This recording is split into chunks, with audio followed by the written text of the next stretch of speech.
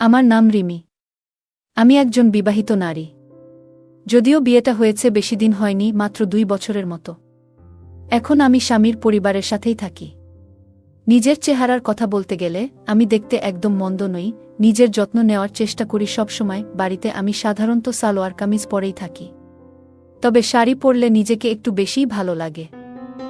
যদিও ভারী কাপড়ের কারণে নিয়মিত শাড়ি পরা হয় না, মাঝে মাঝে পরি। আসলে আমার খুব পছন্দ জিন্স আর কুর্তি, বা কখনো টি শার্ট আর লোয়ার। এই ধরনের পোশাকে আমার বয়স অনেক কম মনে হয়, যেন 20-এর ঘরের শুরুতে আছি। ছোটবেলা থেকেই আমি একটু খোলামেলা স্বভাবের, যা মনে আসে সেটা সরাসরি বলে দিই। খুব বেশি ভেবেচিন্তে কথা বলার অভ্যাস আমার নেই। আমার ছোট ভাতিজা রাহুল কলেজে পড়ে এবং ছুটিতে বাড়ি এলে ওর সঙ্গে আমার খুব ভালো সময় কাটে। আমরা খুব ভালো বন্ধু, আর আমাদের মধ্যে দুষ্টুমিষ্টি খুনসুটি সবসময় চলতে থাকে। এবারের ছুটিতে আমাদের বন্ধুত্ব যেন আরও গা হয়ে উঠল। একদিন বিকেলে আবহাওয়া বেশ সুন্দর ছিল। আমি শাড়ি পরে একটু সাজসাজ ভাব নিয়ে মাঠের দিকে হাঁটতে বেরিয়েছিলাম। রাহুলও তখন পাশে ছিল, তাই ভাবলাম ওর সঙ্গে মিলে একটা রিল বানিয়ে ফেলি। আমরা মাঠের পাশে কিছু ভিডিও তুলছিলাম, হঠাৎ করে বৃষ্টি নামল।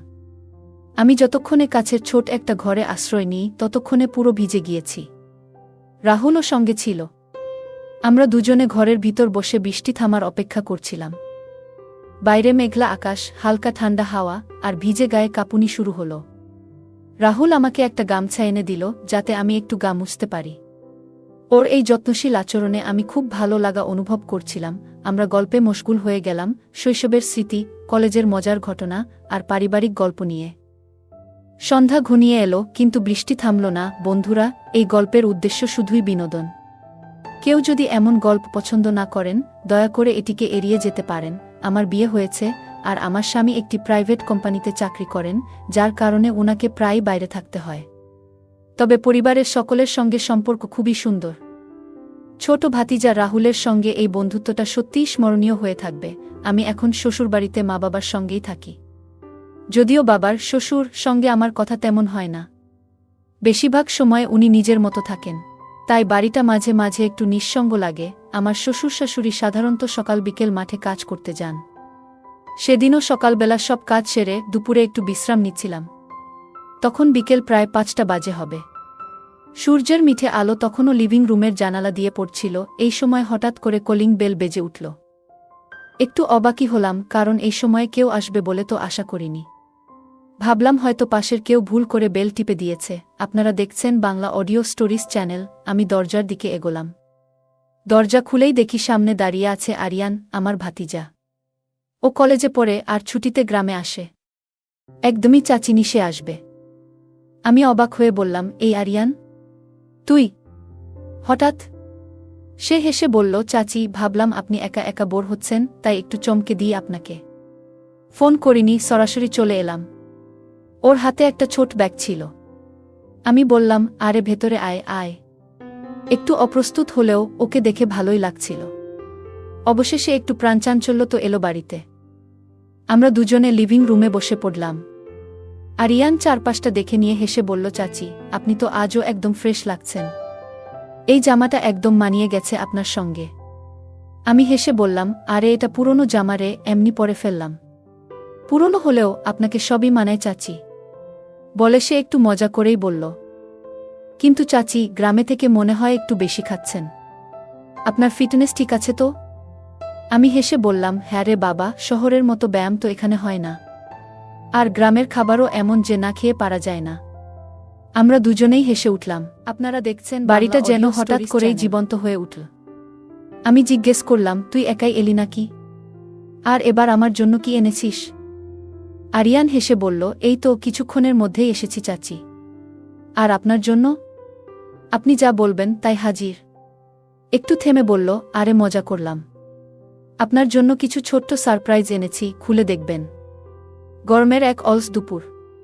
আমি তখন শ্বশুরবাড়ির লিভিং রুমে বসে একটু বিশ্রাম নিচ্ছিলাম। বাইরে রোদ বেশ ছিল, তাই ঘরে একটু ঠান্ডা লাগছিল। এমন সময় আচমকা কলিং বেল বেজে উঠল। দরজা খুলে দেখি আমার ভাতিজা রাহুল দাঁড়িয়ে, মুখে সেই চেনা দুষ্টু হাসি। চাচি, চমকে দিলাম বলেই ও হেসে উঠল। আমি হেসে বললাম, আরে তুই? না কোনো ফোন, না কিছু, হঠাৎ এভাবে এসে হাজির? ভাবলাম আপনি একা একা একটু বোর হচ্ছেন, তাই একটা ছোট সারপ্রাইজ। বলেই সে ছোট ব্যাগটা পাশে রাখল। আমি বললাম, ঠিক আছে, আগে ভেতরে আয়। এই গরমে তো তুই হাঁপিয়ে গেছিস নিশ্চয়ই। চল, তোকে এক গ্লাস ঠান্ডা শরবত এনে দিই। আমি রান্নাঘরে গিয়ে তাড়াতাড়ি 2 গ্লাসে লেবুর শরবত বানালাম, একটা বরফ বেশি দিয়ে, আরেকটা একটু কম, কারণ রাহুল বেশি ঠান্ডা পছন্দ করে না। ফিরে এসে দেখি রাহুল ব্যাগে কিছু খুঁজছে। আমি বললাম, এই নে, আগে শরবত খা, তারপর যা এনেছিস সেটা দেখাস। ও শরবত খেয়ে বলল, ভাইবা চাচি, আপনার হাতের শরবত তো একদম অসাধারণ। আমি হেসে আবার বললাম, তুই এনেছিস কি বলতো এবার? রাহুল একটু হেসে ব্যাগ থেকে একটা ছোট বক্স বের করল। বলল, এই দেখুন চাচি, আপনার জন্য। আমি বক্সটা খুললাম। ভেতরে ছিল এক জোড়া রূপার কোমরবন্ধ, দারুণ সুন্দর ডিজাইন আর ছোট ছোট ঝুনঝুন লাগানো। সূর্যের আলোয় সেটা ঝকঝক করছিল। আরে, এটা তো দারুণ সুন্দর। আমি নিজের আনন্দ লুকোতে পারলাম না। রাহুল বলল, ভাবলাম আপনার পছন্দ হবে। আপনি তো সবসময় বলতেন এমন কিছু কিনতে মন চায়। মেলাতে দেখে সাথে সাথেই কিনে ফেললাম। আমি কোমরবন্ধটা ভালো করে দেখে খুশিমনে আবার বক্সে রেখে আলমারিতে রেখে দিলাম। ভাবলাম পরের বার শাড়ি পরলে এটা অবশ্যই পরব। রাহুল সত্যিই আমার পছন্দ বোঝে। তারপর আমি আবার ছোটখাট কাজ করতে লাগলাম। বিকেল ঘনিয়ে এলো। শ্বশুর শাশুড়ি যে কোনো সময় ফিরে আসবেন। রাহুল শহর থেকে এসেছে বলে গরম আর ধুলো একটু ক্লান্ত ছিল। ও বলল, চাচি, আমি একটু স্নান করে নেই, ফ্রেশ লাগবে। আমি বললাম, হ্যাঁ হ্যাঁ, ওপরেই বাথরুম, সব পরিষ্কার করে রাখা আছে, তুই গিয়ে আয়। রাহুল ব্যাগটা নিয়ে উপরে চলে গেল, আর আমি নিচে এসে রান্না করতে শুরু করলাম। কিছুক্ষণ পর রাহুল স্নান সেরে ফ্রেশ হয়ে হাসি মুখে আবার নেমে এল রান্নাঘরে। আপনারা দেখছেন বাংলা অডিও স্টোরিজ চ্যানেল। সন্ধ্যার কাছাকাছি সময় আমি রান্নাঘরে দাঁড়িয়ে রুটি বানাচ্ছিলাম। গরমে ঘর একেবারে অগ্নিকুণ্ড হয়ে উঠেছিল। চুলার আগুন আর বাইরে থেকে আসা আর্দ্রতা মিলে আমার পুরো শরীর ঘেমে একেবারে ভিজে গিয়েছিল। কপালে ঘাম ঝরছিল, গাল লাল হয়ে উঠেছিল আর ঠোঁট শুকিয়ে যাচ্ছিল। ঠিক সেই সময় রাহুল এসে পড়ল। আমার ভাতিজা শহর থেকে ছুটি কাটাতে এসেছে। সে তখন হালকা নীল টি শার্ট আর ধূসর লোয়ার পরেছিল।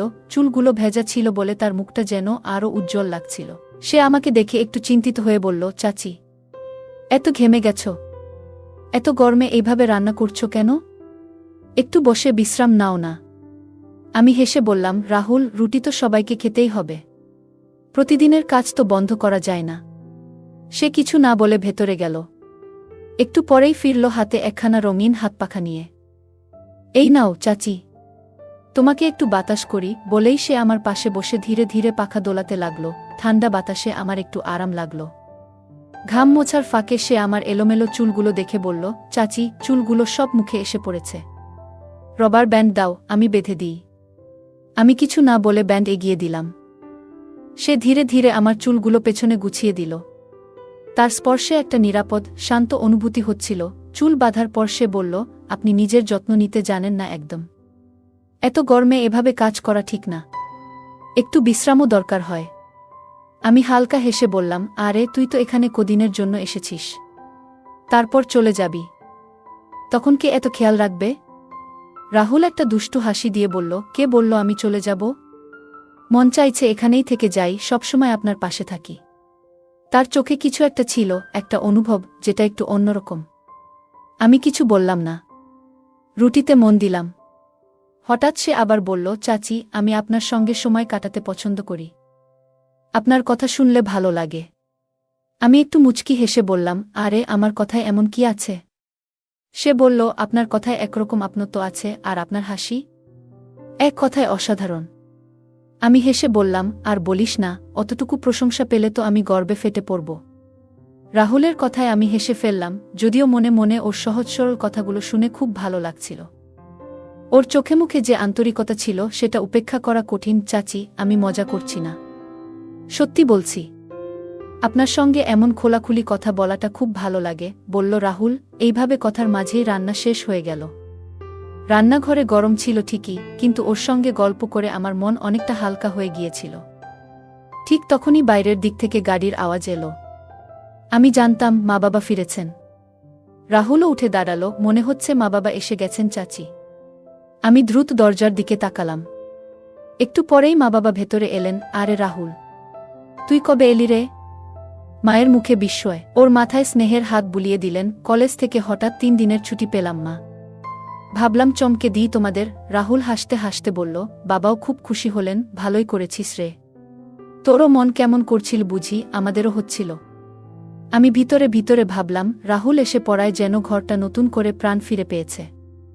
না হলে সারাদিন একা একা কতটা নির্জন লাগে। রাতের খাওয়ায় ছিল ডাল, ভাত, রুটি আর আমার প্রিয় আলু ফুলকপির তরকারি।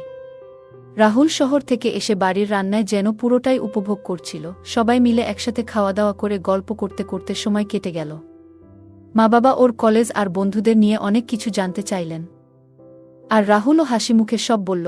রাতের খাওয়া শেষ হতেই সবাই ঘুমের প্রস্তুতি নিতে লাগল। গরমকাল বলে মা বাবা প্রায়ই উঠানে কুলারের পাশে ঘুমান।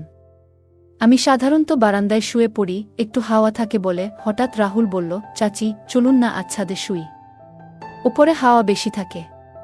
আমি একটু দ্বিধা করলাম।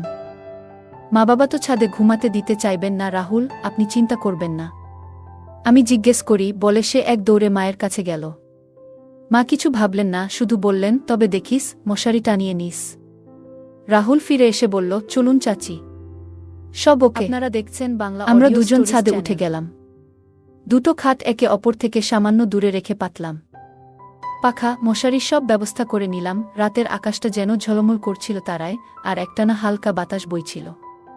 মনে হচ্ছিল অনেক দিন পর এত প্রশান্ত রাত কাটছে। আমি মুচকি হেসে ভাবলাম, রাহুলের আশাটা যেন শুধু বাড়ি নয়, আমার মনেও নতুন আলো এনেছে। বাড়িটা আজ কিছুটা প্রাণ ফিরে পেয়েছে। কথা, হাসি, গল্প সব মিলিয়ে একটা আলাদা উষ্ণতা। তবে তবুও সাহেবের অনুপস্থিতি যেন কোথাও একটা ফাঁকা রেখেছে। সাহেব মানে অনিমেষ, যিনি প্রায় অফিসের কাজে বাইরে থাকেন। আজ প্রায় 15 দিন হয়ে গেল ওর দেখা নেই। ছাদে হালকা হাওয়া বইছে, আকাশে তারার মেলা। মনটা হঠাৎ যেন খুব করে অনিমেষকে মনে করতে লাগল।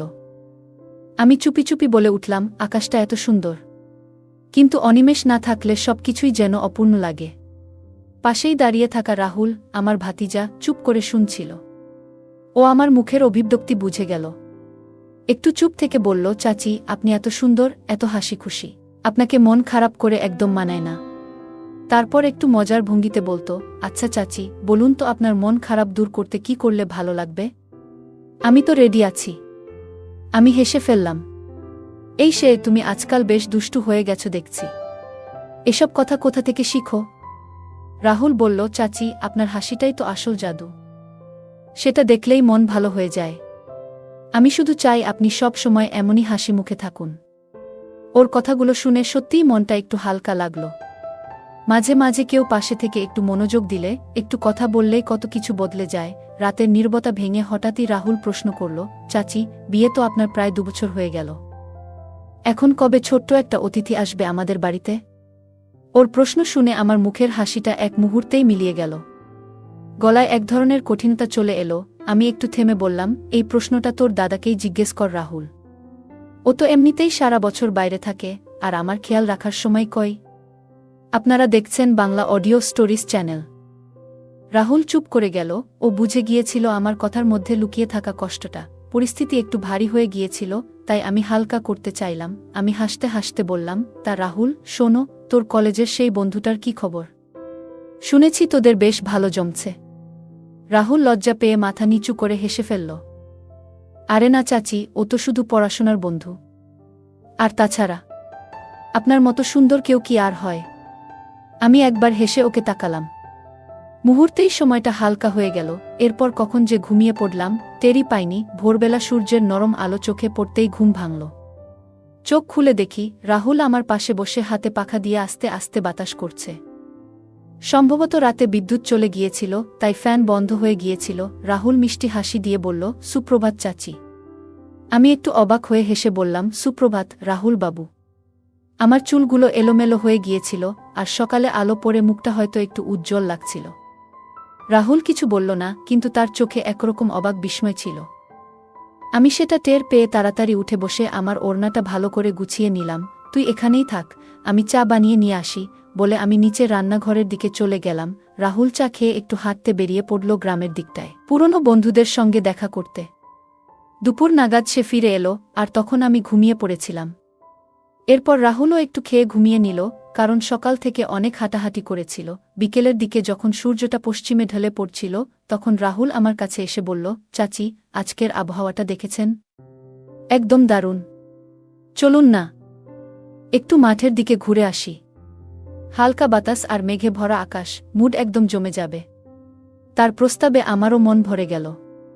সারাদিন ঘরের মধ্যে থেকে একটু বেরোতে আমিও চাইছিলাম। আমি বললাম, হ্যাঁ রাহুল, সত্যিই আজকের আবহাওয়া মন মাতানো। তবে আগে মার অনুমতি তো নিতে হবে, তাই না? সে হেসে বলল, চাচি, আপনি ভাববেন না, আমি এখনই জিজ্ঞাসা করে আসি। তারপর দ্রুত চলে গেল। আমি দূর থেকে দেখলাম ও মায়ের সঙ্গে কথা বলছে আর মা হাসছেন।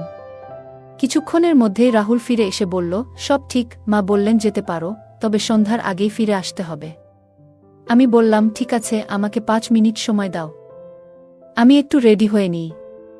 দ্রুত আমার ঘরের দিকে গেলাম। এমন সুন্দর আবহাওয়ায় একটু সেজেগুজে বের হওয়াতে মন্দ কি? আমি আলমারি খুলে আমার প্রিয় হালকা হলুদ রঙের শাড়িটা বের করলাম, যাতে নীল ফুলের নকশা ছিল। ওটা আমার খুব পছন্দের এবং আরামদায়ক। শাড়ি পরে হালকা মেকআপ করলাম, একটু কাজল, ছোট্ট একটা টিপ আর পিচ রঙের লিপস্টিক। আয়নায় নিজেকে দেখে মনটা ফুরফুরে লাগলো। নিচে নামতেই দেখি রাহুল লিভিং রুমে অপেক্ষা করছে। আমাকে দেখে ওর চোখ বড় বড় হয়ে গেল। সে বলল, চাচি, আপনি তো একেবারে ফাটাফাটি লাগছেন। তার কথায় আমি হালকা লজ্জা পেলাম, তবে মনে মনে বেশ আনন্দ হচ্ছিল। আমি হেসে বললাম, চলো রাহুল, আর দেরি করব না। আমরা বাইকে করে রওনা দিলাম আর 10-15 মিনিটের মধ্যে মাঠে পৌঁছে গেলাম। রাস্তায় দু একটা হালকা গল্প হলো। মাঠে পৌঁছেই মনটা আনন্দে ভরে গেল। মেঘলা আকাশ, হিম বাতাস, যেন প্রকৃতির একটা আলাদা রূপ দেখছিলাম। আমি মজা করে বললাম, আর্জ, একটু রিল বানাবে? ব্যাকগ্রাউন্ড একদম সিনেমার মতো লাগছে। সে হাসতে হাসতে রাজি হয়ে গেল। ওর মোবাইল বের করল, আমি আমার ফোন থেকে কিছু ট্রেন্ডিং গান দেখালাম। এরপর আমি কখনো একটু নেচে, কখনো শুধু দাঁড়িয়ে পোজ দিয়ে রিল তৈরি করতে লাগলাম। রাহুল দারুণ ক্যামেরাম্যানের মতো শট নিচ্ছিল। আমাদের হাসিমজা আর রিল তৈরির মাঝে বিকেলটা কেটে গেল একদম মধুর হয়ে। হাওয়ায় দুলতে থাকা চুলে মাঝে মাঝে হাত চালিয়ে দিচ্ছিলাম, কখনো ক্যামেরার সামনে মজার মুখভঙ্গি করে হেসে উঠতাম। রাহুল একদম মন দিয়ে ভিডিও করছিল। কখনো বলছিল, চাচি, ওইদিকে একটু ঘুরে দাঁড়ান, তো কখনো বলছিল, একটু হাসুন তো ভালো করে। আমাদের দুজনেরই দারুণ আনন্দ হচ্ছিল। আমি কখনো মাঠের আইলে হেঁটে আমার ওড়না বাতাসে উড়িয়ে দিচ্ছিলাম, কখনো সবুজ ঘাসে বসে আলতো পোজ দিচ্ছিলাম। আপনারা দেখছেন বাংলা অডিও। রাহুল কখনো বসে, কখনো দাঁড়িয়ে খুব মনোযোগ দিয়ে আমার রিলস তুলে যাচ্ছিল। ঠান্ডা বাতাস চুল উড়িয়ে নিয়ে যাচ্ছিল, আর আমি পুরো মুহূর্তটুকু উপভোগ করছিলাম। এই আনন্দের মধ্যেই হঠাৎ করে আকাশ রূপ পাল্টে ফেলল। মেঘ আরও গা হল, আর প্রবল বাতাস বইতে লাগল। কিছু বুঝে ওঠার আগেই শুরু হয়ে গেল ঝমঝমিয়ে বৃষ্টি। রাহুল চিৎকার করে বলল, চাচি, ভেতরে চলে আসুন, এই বৃষ্টিতে ভিজে গেলে ঠান্ডা লেগে যাবে। সে ছুটে গিয়ে মাঠের কোনায় থাকা একটা ছোট ঘরের মধ্যে ঢুকে পড়ল। আপনারা দেখছেন বাংলা অডিও স্টোরিজ চ্যানেল, কিন্তু আমার ভেতরে বৃষ্টির টানে এক অন্যরকম টান। গ্রীষ্মের পর এমন ঠান্ডা বৃষ্টি যেন প্রাণ জুড়িয়ে দেয়া। আমি দুচোখ বন্ধ করে দাঁড়িয়ে থাকলাম বৃষ্টির নিচে। প্রতিটা ফোঁটা যেন আমার ক্লান্তি ধুয়ে নিয়ে যাচ্ছিল। বৃষ্টি বাড়তেই শাড়ি ভিজে গিয়ে শরীরের সঙ্গে লেগে গেল। ঠান্ডা পানি আমার শরীর ঘিরে ফেলল, কিন্তু আমি তখনও নিজের মতো করে মুহূর্তটা উপভোগ করছিলাম। হাওয়ায় ভেজা চুল বারবার মুখে পড়ছিল। আমি সরিয়ে আবারও মুগ্ধ হয়ে তাকাচ্ছিলাম আকাশের দিকে, কিন্তু একটু পরেই ঠান্ডাটা একটু বেশি অনুভব করতে শুরু করলাম।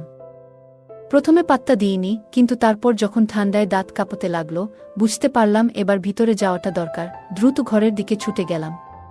পুরো শরীর কাঁপছিল ঠান্ডায়, চুল থেকে পানি টপটপ করে পড়ছিল। দরজার কাছে দাঁড়িয়েছিল রাহুল। ওর মুখে একটা হাসি, যেন স্বস্তি পেল আমায় দেখে। ঘরের এক কোণে আমি গিয়ে বসে পড়লাম। আমার হাত পা কাঁপছিল, আর শরীরটা একেবারে ঠান্ডায় জমে আসছিল। বাইরের টিনের ছাদে বৃষ্টির শব্দ যেন থামার নাম নিচ্ছে না। ভেতরে শুধু আমরা দুজন। রাহুল ঘরের মাঝে দাঁড়িয়ে আমার দিকে তাকিয়েছিল, মুখে একটা চিন্তিত ভাব। আমরা দুজনেই চুপচাপ, তবে সে নীরবতা ছিল এক ধরনের শান্তিময়, গভীর। সে মুহূর্তটা ছিল একদম আলাদা, কোনো কথার প্রয়োজন ছিল না, শুধুই অনুভব। আমি অবাক হয়ে গেলাম, ও হঠাৎ কি করছে। চোখে মুখে আমার আতঙ্ক স্পষ্ট ছিল। একটু কাঁপা কাঁপা গলায় বললাম, তুমি ঠিক আছো তো রাহুল? ভুলে যেও না, আমি তোমার চাচি। এমন আচরণ একদম ঠিক নয়। আমার কথায় ও থমকে গেল। তারপর কিছুটা অপ্রস্তুত ভঙ্গিতে বলল, না না চাচি, আপনি ভুল বুঝছেন। আমার কোনো খারাপ উদ্দেশ্য ছিল না। আমি তো আসলে এই জামাটা আপনার জন্য আনছিলাম। আপনি পুরোপুরি ভিজে গেছেন, ঠান্ডা লেগে যেতে পারে। তাই ভেবেছিলাম আপনি এটা পরে একটু আরাম পাবেন। তার গলার কণ্ঠে ছিল এক ধরনের আন্তরিকতা আর চিন্তা, যা সত্যিই আমাকে চাচিয়ে তুলল। বুঝলাম আমি একটু বাড়াবাড়ি করে ফেলেছি। ওর কথার মানে ছিল শুধুই সহানুভূতি। আমি একটু লজ্জা পেয়ে মাথা নিচু করে ফেললাম। আমার হঠাৎ করা রিয়াকশনে ও যেন কিছুটা দুঃখ পেয়েছিল। বুঝতে পারল আমি অস্বস্তিতে আছি। তাই শান্ত স্বরে বলল, চাচি, আপনি চিন্তা করবেন না। আমি একটু বাইরে যাচ্ছি। আপনি ইচ্ছা হলে এটা পরে নিন। ও বেরিয়ে গেল ঘর থেকে। আমি ধীরে ধীরে ওর দেওয়া টি-শার্টটা হাতে তুলে নিলাম। সেটা একটু বড় হলেও ছিল একেবারে শুকনো আর আরামদায়ক। নিজের ভেজা শাড়িটা যতটুকু সম্ভব নিংড়ে নিয়ে টি-শার্টটা পরে নিলাম। একটু পরেই শরীরটা বেশ আরাম অনুভব করতে লাগল। বাইরের বৃষ্টি তখন একটু কমে এসেছে। শুধু হালকা টিপটিপ ধারা, আর আকাশে ধীরে ধীরে আলো ফিরে আসছে। আমি জানালার দিকে তাকিয়ে দেখলাম অন্ধকার নামছে। বুঝলাম এবার ফেরার সময় হয়েছে। আমরা দুজন ঘর থেকে বেরিয়ে হাঁটতে লাগলাম। পথে আমি বললাম, রাহুল, আমি দুঃখিত। তোমাকে ভুল বুঝেছিলাম। রাহুল হেসে বলল, চাচি, এসব নিয়ে ভাববেন না। আমি সবসময় আপনাকে বড় বোনের মতোই দেখেছি, আর সেই ভাবনাই থাকবে। ওর এই কথাগুলো শুনে মনটা হালকা হয়ে গেল। চোখে জল চলে এলো, তবে তা ছিল আনন্দের। এমন দায়িত্বশীলতা, সম্মান আর ভালোবাসা সত্যিই খুব স্পেশাল। আপনারা দেখছেন বাংলা অডিও স্টোরিজ চ্যানেল। বন্ধুরা, এটাই ছিল আমার ছোট্ট একটি সত্যি অনুভব করা মুহূর্ত, যা হয়তো অনেকের জীবনে ঘটে যায়। এই সম্পর্ক আসলে এক গভীর সম্মান ও ভালোবাসার বন্ধন, যা একেবারে ভাইবোনের সম্পর্কের মতো পবিত্র। আমাদের সমাজে কখনো কখনো এই সম্পর্ক নিয়ে নানা রকম ভুল ব্যাখ্যা করা হয়। তাই আমি শুধু এইটুকুই বলবো, চোখে যা দেখি সব সময় তা পুরোটা সত্যি নয়। সম্পর্ককে তার নিজস্ব সম্মান দিতে শিখুন। যদি এই গল্প আপনার মনে একটু ছুঁয়ে যায়, তাহলে ভিডিওটি লাইক দিন, কমেন্টে জানান আপনার মতামত, আর আমার চ্যানেলটি সাবস্ক্রাইব করতে ভুলবেন না। এমন আরও সুন্দর গল্প নিয়ে আবার ফিরব। ধন্যবাদ।